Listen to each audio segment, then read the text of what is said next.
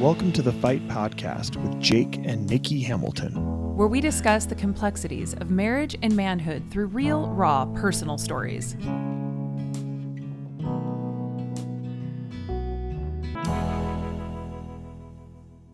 Darren Wilson, welcome to the Fight Podcast.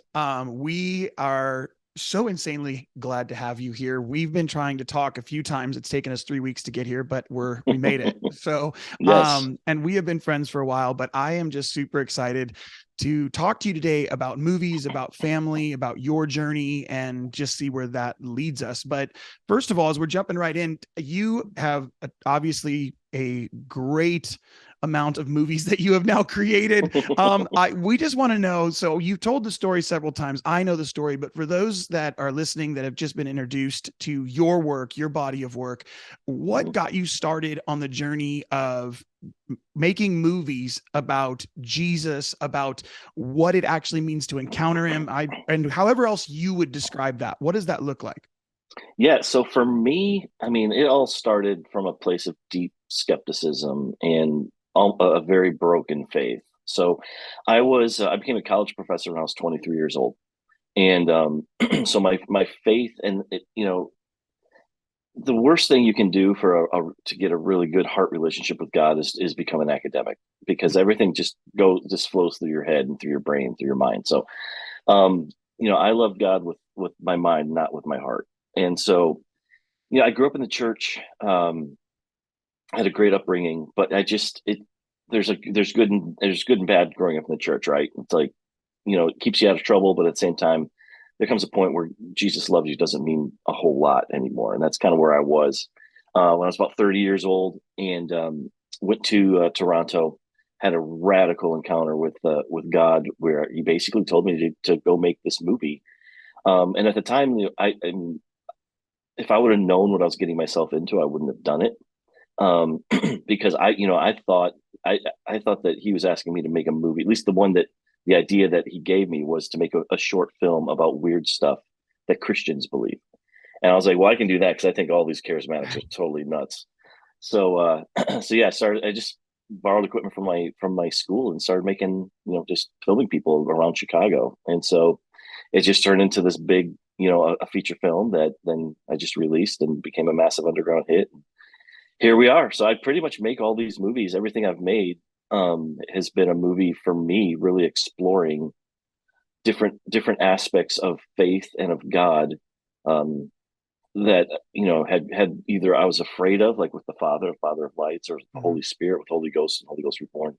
But with this last one, the God Man that's about to come out, it was less about it was less about exploring who Jesus is and trying to figure that out, and more about, now I want to kind of represent to the world the Jesus that I've come to know and love and understand over the last 15 years. So it's been a little bit different approach for this one.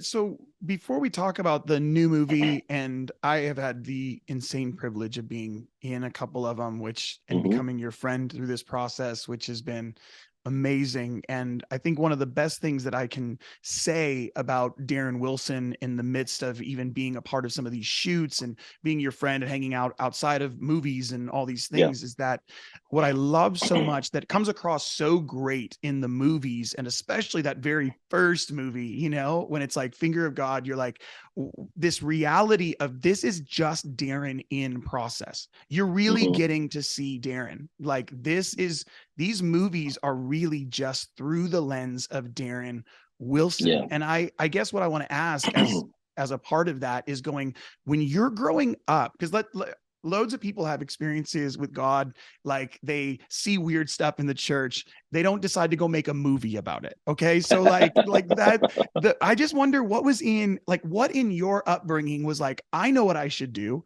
I should film or explore or show or share this stuff for other people's benefit from my lens. like, number one, that takes a lot of guts in terms of authenticity and vulnerability, because you are putting yourself in a position to be shown wrong or right, both of which shows you in a very vulnerable light as you're exploring these things and then putting them out to a Christian audience. But there's so much in there. What do you think is a part of your upbringing or part of your journey that allowed you to go, oh no, I should share this, put it on display, all of those things? Yeah, so I grew up in an artist's home. Okay, so that's key number one. Like my grandfather was a pastor, but he was also a writer. My dad obviously is an artist, a potter, and so I grew up like just steeped in creativity and the idea of creativity. And creatives, as you know, like we have fairly healthy egos, because we're some of the few people who really believe that the world needs to hear what we have to say, right? Yeah. Most people are like, nobody wants to hear from me, and I'm like, no, you need to hear from me. I've got some ideas. So I mean, it's partly that of just being kind of built up, especially by my dad, of that you have something to offer the world, you know. And for me, the thing that I always felt I had to offer was the openness of wrestling with God, because that, I even named my first company Wanderlust, because it's partly a love of travel, but also I've always felt like I have a wanderlust of the spirit. I'm always just, there's got to be more. There has to be more than this, and that's kind of what launched even Finger of God. Like with the curiosity that I had, was like, okay, I'm not sure I believe all this stuff, but boy, if it's true, then it changes everything. And so I just wanted to kind of go see, like, is this really really real? And it was very natural for me to kind of just bring everybody along. Now, I didn't think anybody was going to watch it. That's key. It's not like today where I know people will watch it, but it's just like, I mean, I don't know any other way than to just be real and be me and be, just brutally honest. It's stunningly beautiful, because what I think, and I don't know if this is the best language, but it really, you're putting your curiosity on display, hoping to get others to be curious as well. Would you say that's like an accurate description? Oh, 100%. Yeah.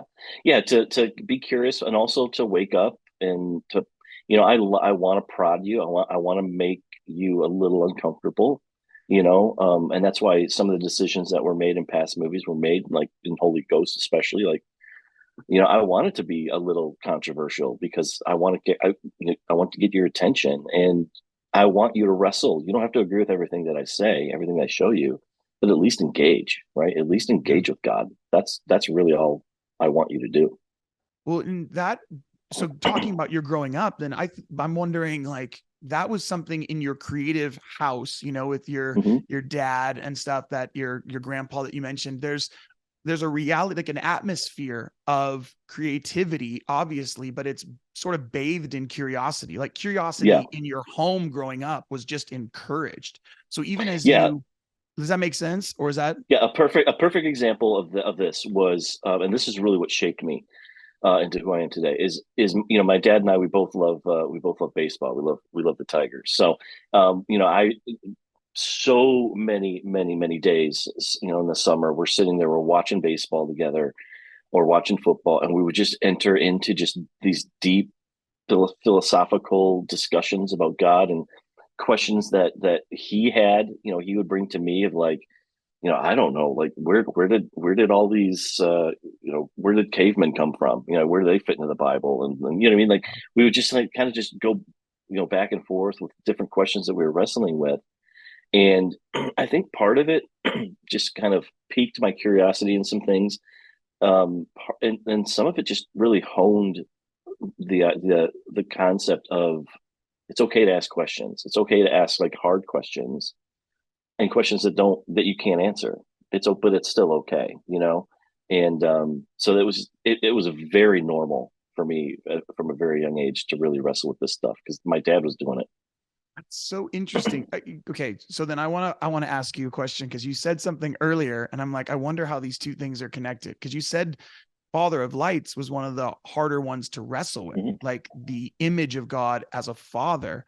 Yet you had this really, really engaged relationship with your dad. Like, and I've heard you Yeah. share that before. I mean, I've met Yeah. your He was my dad. best Your friend. dad's, Yeah. your dad's amazing. But I'm like, what in your journey made Father of Lights so hard when you were deeply connected to your earthly father? Because I read the Bible and I saw how God treated his friends. And that it scared the living daylights out of me. I saw wrath. I saw the Old Testament stuff and didn't Okay. quite know what box to put that in, and it's only been the last few years that I've well, really, Father of Lights kind of broke everything open for me, of realizing, taking Jesus at his word, where he says, if you've seen me, you've seen the Father. Like he is the perfect representation of the Father. Mm-hmm. And so, Greg Boyd, been in a couple of my films, he wrote a book called, oh gosh, Cross Vision. And it's new. It's amazing. If you struggle with any of this stuff, like the wrath of God of the Old Testament, this is a great book, where he basically says we can't look. You can see all these things of God smiting and God doing this, and and saying, we're going to smash the babies against the wall and all this all this crazy violent stuff in the Old Testament. He's like, you have to view all of that through the lens of the cross, because the cross is the ultimate expression of God's love, of how he views the world. And so he goes much deeper, obviously, but it really helped. It's really helped me in this regard. But no, honestly, it was just, I always felt like the Father was, he was always out to punish me. Like that's what he kind of wanted to do. Wow. And I remember I was in fifth grade. It's a very core memory for me. And two kids in the hallway, we were lining up to go to lunch, and two kids in the hallway got in a fight. And so I kind of jumped in the middle of it to try to break it up. And I wound up being like I got in trouble because I was a part of the fight. And so I remember I had to miss recess, which was like the worst thing you could do to a fifth grader. And I was in the principal's office for the first time in my life. And I was just terrified, because I was always just a really good kid and I never got in trouble. And and I remember being in trouble for something that I didn't even really do, and thinking, I never want to feel this again. Like it was a very like, it's a stupid little thing but like as a kid, it's a little traumatic thing. And so for me, it was always about avoiding punishment. I have to avoid punishment. And the Father represented punishment to me. And the only reason he didn't punish me was because of Jesus. For me, it was always like, it's a God was always ready to bring down the hammer, but Jesus was always there. Like, hey, Dad, don't hit him. Remember what I did. Remember what I did for him. You can't do it. And so that when I went into Father of Lights, I knew it was wrong. I knew I had a bad view of it, but it was ingrained in me because of, like, I saw what he did, like, to Abraham, and I saw what he, and I'm just like, I don't know. I didn't trust him. I didn't trust God at all. And so that's really probably been the biggest thing for me in the 15 years is learning what friendship with God is, and becoming friends with him is actually, friendship is trust, right? Like he has to trust me and I need to trust him. And so that's what the growth, the big growth has happened for me. Wow. So you, in your home, connected to that, in your home, your dad wasn't the disciplinarian then? No, he was. I mean, we would, I just didn't get in a lot of trouble. Yeah. But if I did, I knew I deserved it. Right. Like, but you always, when I got spanked, you're praying mom does it, but because my dad was a potter. So he had these like very strong forearms, you know what I mean? So he would, his swats would hurt, but no, they did. I just did not want to be punished. And so I would never do anything like wrong. Well, and even at a young age, in fifth grade, what a core memory, like a painful and beautiful core memory, that you are still the guy trying to get in between fights, to build bridges, to make sure that people get along, to make sure people feel cared for and they don't get hurt. You're like, you are that instigator and mediator at the same time, which is so profoundly beautiful in who you are, and I think, when did it, so for you, I mean, you said during Father of Lights, but was there a specific moment in Father of Lights or after or during that journey where you were like, oh, this clicked? Okay. Jesus isn't just holding back a God who wants to smite me. Like, he actually is a loving father. What was that? Do you know? It was getting into the Dome of the Rock. Because that's the first time, that was the last thing we filmed. And I knew going in that I was going to film the ending of my movie. I just didn't know what we were going to do. And that was the first time where I specifically asked him to do something spectacular and something impossible. And then when I learned about the Dome of the Rock while I was in Israel, I just remember asking God, like, will you do this for me, for your sake? And it was like, it was a moment for me where I was switching away from like just give me, give me, give me, to like I want the world to see you, because I'm really falling in love with you, and I want them to see what I'm falling in love with. But at the same time, I'm asking for something that is wholly impossible. And when he did it within 12 hours of me asking, it was just this light bulb moment where he's with me, he's for me. Like, this is a partnership, this is a friendship, and so that's really the moment that changed that. And not say change, more probably solidified that kind of switch, because it had been gradually happening over the years, but that was kind of that moment where it's like, okay, we've moved from servant to friend. Wow. How did, and kind of transitioning, like how, because you have kids. So like, Mm-hmm. how did you see that impact your own role as a father as you start to see him in a new way? You start to see father in a new way, start to recognize not just the punishment side, but the actual care side, the protection, the provision side of fatherhood. Did that change the way you even looked at your own kids? Yeah, I mean, sort of. I mean, I love my kids radically from day one. Of course. I wasn't always, I don't, obviously, like everybody, I wasn't always the greatest dad. When you're creative and you're chasing things, it's so, sometimes things get unfortunately sacrificed. But for me, it was about the thing that really uh, that I was able to grow in as a dad is seeing my own failures, and and realizing that, like, it's okay. You know what I mean? Like, it's not, I'm not going to like destroy myself and beat myself up, or just walk in guilt all the time because I failed in certain areas as a dad. But like, okay, what are you going to do about it? You know what I mean? What are you going to do today? And so, and for me, it was really about just it's always about being present, um and really trying to be as, a true north for my kids, as far like for with morality and spirit, and just being an anchor, kind of like, they know dad's not going to wig out. You know what I mean? So, but yeah, it's really just, I mean, seeing how the father has treated me when I've screwed up. You know what I mean? And then just kind of reversing that to my kids. That's been probably one of Yeah. the biggest things. So instead of feeling like you're going to be disciplined every 5 minutes whenever you're just a little bit out of line and Jesus is telling him to stop, you're Yeah. feeling that experience of like, oh, I don't have to go into cycles of shame because I actually Right. know that I'm acting contrary to my nature, and he sees the heart more than he sees the actions. And then you're able to Yes. translate that to your own kids going, Yeah, hey, and I not see you're in pour journey. shame on them. Yeah, not pour Exactly. shame on them when they're, and because you'll see in this new movie, as you saw, like, Yeah. Serenity, my daughter, my oldest, she, a big part of this movie is her journey, and she had gone full prodigal, and it took as a parent, that's one of the hardest things in the world to see. Do you know what I mean? Like, Yeah. because you can't. What can you do? Everything that you want to do it would be the wrong thing to do. Like, what are you doing? You should not be doing this. This and that. And it's like, you just have to do what God does, which he continues to love us, and he draws us to repentance through his love.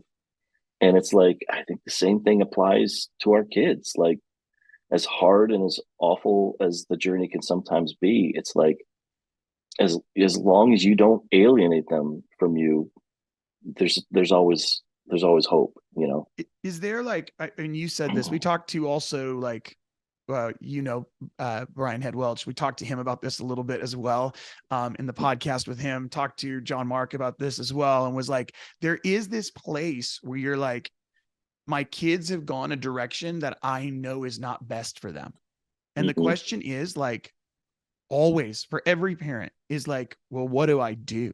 Like, I mean, I meet parents all over the planet and they're like, pray for my prodigal child, and I'm like, I know what you're asking, you know what I mean? Right. But for you, is there anything, I mean, we're going to get into the movie portion because I have a million questions about that. Like, cause I know Serenity and was, you know what I mean? So I love all that. But for you, just on the dad portion, is there anything practical for you that was like, oh, I did this, it did not work. I did this and I saw a connect. You know what I mean? Like, was there anything like that for you in the journey? So for me, there's a spiritual moment, and it was a spiritual thing that I don't think I've even spoken about this publicly, but it was one of the most profound things, and it was what I was able to hold on to. So basically, when everything is going crazy, kind of in my life, and Serenity is heading down the deep end. I remember I had just this moment. It was literally a vision where Jesus came into my home, and he basically pointed upstairs to Serenity's room, and I knew what he was asking me to do. And basically, so I went up there, and remember, this is all in the vision. My daughter wasn't actually a part, but I knocked on the door, and Serenity opens the door in the vision, and Jesus walks into her room, and he basically turned around and he said to me, "Don't worry, I will take very good care of her, and I will never let her go." And he closed the door, and he was asking me, because I was screwing up as a dad because I was so afraid of my daughter making these decisions and going down a road, and and basically I couldn't control her, and Wow. I was trying to control her behavior because I just didn't want her to do stupid things, right? But it was like that control was driving her away. And when I remember, he said, "You have to let her go. You have to, like, if you truly love her, you have to just give her fully to me." And I've told Serenity this story before. She knows about it, and we would laugh even when she was kind of really struggling. We would still laugh because she's like, she could never get away with too much. Like, she'd always get caught doing something, or she'd get caught hiding something, or she'd get caught, the school or whatever. Something would always happen before she could get down a road that's really, really dangerous. Something would always happen, and she knew. She's like, I know that I can't get away with the same stuff my friends do because God's not going to let me. And so we always saw that kind of like almost like a tether that God had put on her. But I just, man, in the darkest times, I just would constantly remind God of what he promised. So, but that was the key for me. Well, and you said it during it. I'm like, oh, that is such a key that I haven't heard anybody say yet either, which is twofold. It's two pieces. Is number one, I was afraid. Like, and I wonder how much men or fathers miss out on being able to parent well or lead well, because instead of accepting that they're just scared to death in their marriage, with their kids, in their job, finances, instead of admitting it, they expend so much energy trying to overcome that fear that they miss out on the opportunity for connection, and that vision because you also said the second part being, is that love does not attempt to control. And when we're afraid and we're defining love as control, like I know better than you, then we take all of that energy we could spend connecting and we just try to control. Yes. And and for, and it's, because you have a daughter, and obviously like for a guy, like, your daughter's like the most precious thing, like, do not touch my girl kind of thing. But then when you got boys too, you're like, but crap, I was a teenager too, and I know exactly what they're probably doing, and this and that. And I don't want them to head down that road, and it's, and so you're constantly just like bombarded by fear that, like, and then when you do screw up, it's hard not to tailspin a little bit and be like, oh, I suck Yep. at everything. It's like, but that's, again, that's what this journey has really helped, has done for me, is kind of pulled me out of that, because I see how the Lord treats me. I see how God treats me. Yep. And that a non-controlling love, it does draw me into repentance. You know what I mean? And so I want to again be that true north for my kids, where it's like, Yeah. we can talk about anything. I'm not going to blow up at you. Well, and that's what I love about, I mean, the prodigal son stuff is like, I love that you've heard it said a million times, we're in all the sermons, but it's like, it's not a prodigal son story. It's a good father story. And the reality of like a dad, what I'm telling a lot of parents is, I'm like, well, it's easy to like pray for your prodigal, or you could create a home they want to come back to. And the Yeah. reality is that a dad in that story created such a dynamic expression of love that regardless of Mm-hmm. how much shame the child was living under, they knew they had a place at home. That's way Yeah. different than, I'm just going to pray my prodigal back. Obviously, I agree with that. That's all awesome. Or we could like really become, we can't bury ourselves in the shame and guilt of what we didn't do. We can Yeah. accept it. We can face the fear, face our own failures, and allow us to build a better space for our kids so that they want Yeah. to run back home and know that they'll have a place, not of judgment, but or control, but deep love, Yeah. you know? Yeah. And I think it also comes down to, as well, also realizing that, we want our kids' lives to be this linear thing where it's like you grow up and you just grow into God, and it's like everything's perfect. But in Yay. reality, they're on a journey just like we're on a journey. I mean, think about your journey, my Yep. journey, like how many just different like rabbit trails you went down that you never should have gone down, and this and that, and all the decisions that you've made that were so stupid. Yep. And it's like, but God, it's like he's like a GPS. He just, if you make one decision, okay, he'll adjust, and he's trying to get you to where he wants you to be. But he's not going to force you. And so Yeah. I think accepting that my kids are on their own journey, is one of the most important things, and allowing them to have that journey.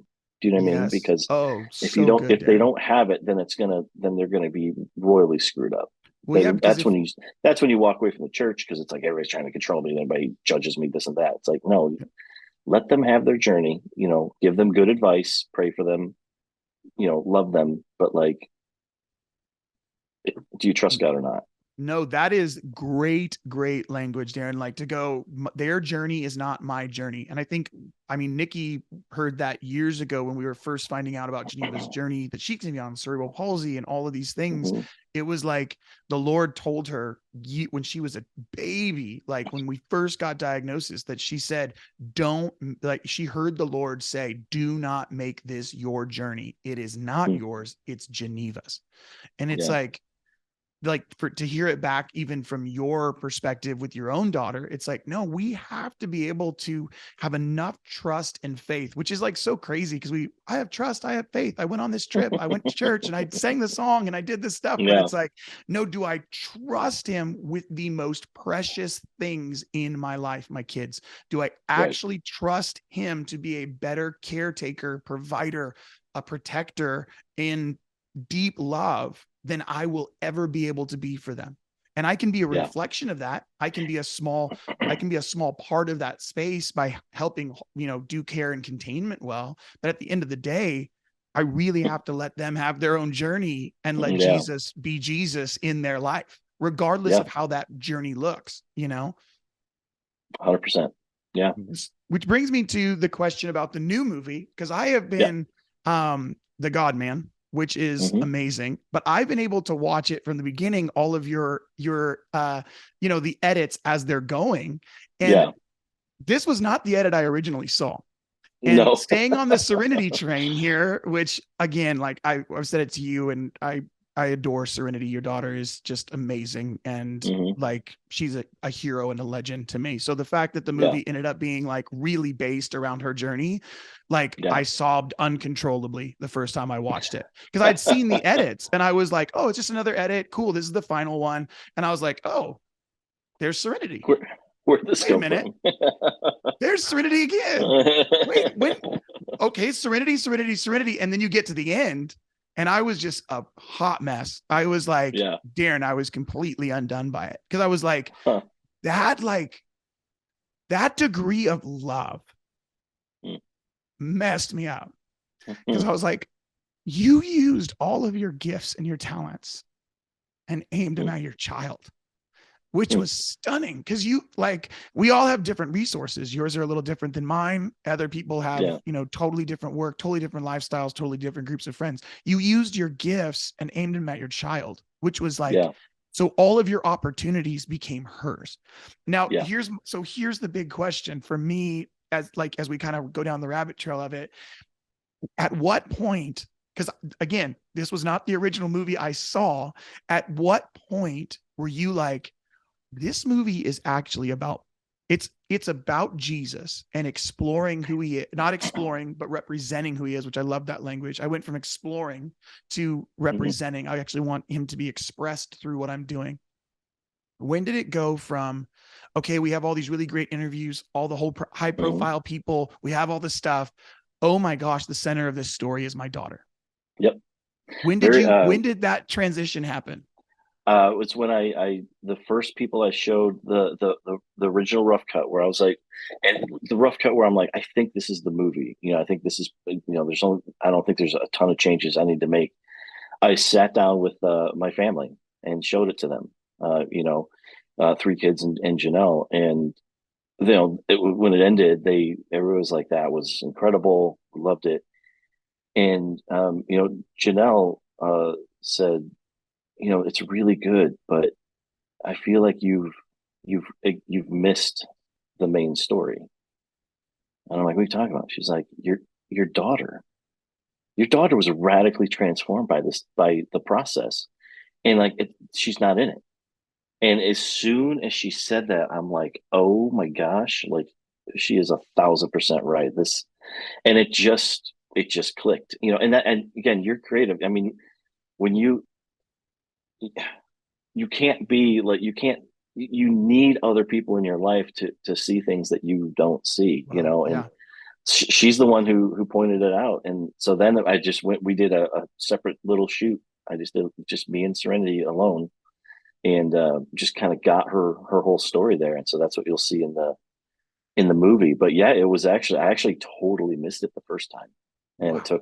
it took another perspective. It took a mom's perspective to be like, this is actually about your daughter, And when she said it, was Wow. like it became a complete film at that point for me. I'm like, okay, that's what it is missing that. So that's Yeah, how it it was happened. like the narrative thread of your daughter in the movie was a complete game changer. And Like yeah, we've shown it. We've shown it in various churches now, just kind of in ramping up to the big theatrical release. And every single person I talk to says your daughter's story is like broke me, And they're like, it was the best part of the movie. It ties the whole thing together because it's not about great men and women of God anymore. It's a very personal thing. Do you know what I mean? And yes. Well, it so that's destroys what. that. We obviously have high honor for people in the body, like, Of course, but we yeah, also have a really, really detrimental celebrity culture that's not very healthy yes, as yeah. well. So to marry those in the way that you did in this movie is stunningly beautiful. Like, Thank you. because all of a sudden we can honor these men and women of God who have done really powerful, beautiful things that we are all grateful for and have benefited from. Mm-hmm. But to see it through the narrative thread of a little girl loved by Jesus, Mm-hmm. it is especially when we go back and talk about the fatherhood stuff that you experienced, because it Yeah, literally is the full manifestation of what we talked about from your experience with the father, yeah, that he wasn't looking to punish me or discipline me. He created resource and space for me to have my own journey. And yeah, to yeah, watch that in movie form is insane. yeah, and that's why because to put it in perspective, because people who haven't seen the movie, so I basically when my daughter was at her kind of in her darkest place, I hired her to help with like basically the audio of the film, Mm-hmm. and Which she had and never done before, by the way. she never we had to train her. Yeah, she's learning on the job a little bit. Thank God for Will Hacker and his patience and trying to teaching her how to do all this stuff. God But bless.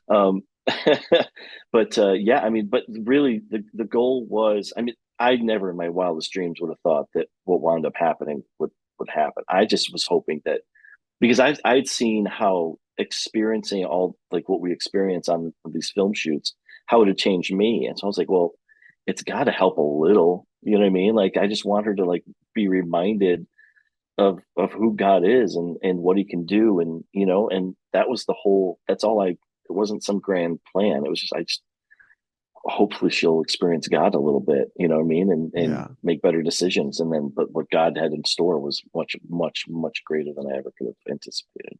I mean, and I know that this isn't like the way you're putting it together, but like for me, I'm like, I almost wonder if what you prayed for in the Dome of the Rock was actually answered in this film and not in that one. You know what I mean? Hmm. Like to some Hmm. degree, that was the great, like seeing the narrative thread all the way through. Like, I need to see that you're this. Yeah. Show me. And then Yeah. you follow that years in the future. Because the Dome of, because really that moment cracked open. I mean, the first movie was huge, but then all this, I mean, the man in the yellow shirt, I don't know. I mean, people who watch your movies, it's like, but that part, you know, then it's Right. like for Right. you, you're like, no, that's when it transitioned to I knew that. And then to follow Yes. that forward years and watch now you gave that to your daughter and it was Yeah. captured in a way that others can experience it. He's still answering that prayer from the Dome of Yep. the Rock, which is Yeah. stunningly beautiful. Like his Yeah. kindness is overwhelming. Yeah. It's unreal. It's absolutely unbelievable. Well, what else, as we kind of like wrap up, what else do you want to tell people about this movie that's coming out? Is there anything else just you want to share Yeah. about that movie Yeah. that's coming out, The God Man specifically? Well, one thing that's super, super exciting is this is the first movie I've ever made that's going to be in movie theaters. So we're going to be in about 800 theaters across the country on June 6th. It's one night only. So we need everybody to go out and get their tickets right now. Yep. Your And links what will I've be all in actually, the bottom. Just go click below. All the links will be there. We'll have them for you guys so you can go get it. sweet. Yeah. And so what I'm really want to encourage people to do, you know, because these, my movies, we never did a whole lot of marketing. It was the marketing was people buying them and giving them away. And Yep. so I want to do the same thing with this movie is I'm praying that people will actually go buy multiple tickets that force them to give those tickets away. You know, print them out, take them out with you when you're at the supermarket or you're at a coffee shop and you see somebody and God puts like, go, hey, here's a movie on June 6th, go to it. You know what I mean? Because I don't want it just to be a bunch of Christians coming out to watch this movie. I want there to be radical encounters with Jesus from people who do not know him. And you know, it's that was really the kind of the fine line that I tried to walk with this is how do you make a movie that that is in one sense for Christians to remind them of their first love, Yeah. right? And to set their hearts back on fire to burn for him. But then at the same time, is something that a non-believer could watch and discover Jesus for the very first time. So that was the hardest thing to kind of, you know, figure out in the Wow. editing process. But think I think it walks that line pretty well. So you know, I want to see, I'd love to see a great mix of people in the theaters. I mean, how cool would it be to have like, you know, people, even because there's going to be an altar call at the end, man, like people standing up and other believers coming around them in a movie theater and praying, you know, like how cool would that be? And so we just want to pack these things out. So June 6th, come on out, let's do this thing. It's going to be amazing. Darren, I cannot wait for people at large to see this movie. You know, you have a few dates that are going out there, but like really, I'm excited for everyone to experience it. And I, even being a part of it, watching it at the end and watching those narrative threads, it was massively powerful. I cannot wait for people to see it. So Awesome. we're going to encourage all of you guys. You'll see it on social media, but you will also like see the links below here, whether you're listening to this on a podcast or you are watching this on YouTube. We will have all the links below so you can go straight to getting tickets in your area, seeing where it's playing and being able to get a hold of those and get multiple tickets so that you can become a resource to others as God leads you. Darren, I love you, man. I'm so I grateful love you for too, our buddy. friendship, bro. Thank you for coming on here, and hopefully we'll do it again in the future. I'd love to. All right, dude. Next time.